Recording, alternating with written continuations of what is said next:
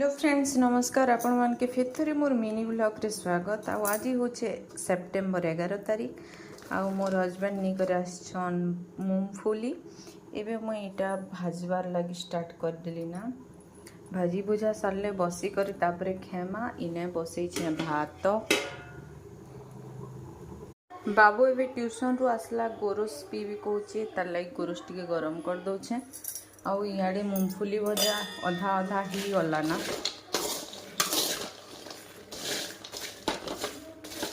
कच्चा मूंगफली पूरा भाजले अच्छा भल लगबा। गोरस के हंता तो टूण पीता लगुथिबा।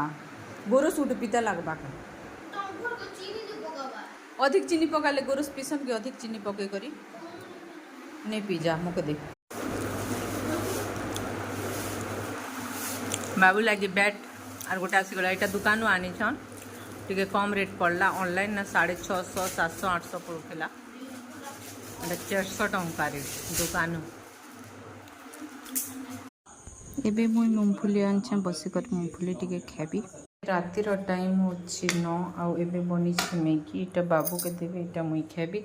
आज मुई मैगी नहीं सॉरी भात नहीं खाना मोर टूण के हला पीता लागुछे भल नहीं लागबा तो मैगी टिके खाइदेबी ना भावुछे। ठीक अच्छे सांग मैंने एतके मोर मिनी ब्लॉग मुई बंद करूछे ना। फिर थोड़े भेट नुआ वीडियो रे।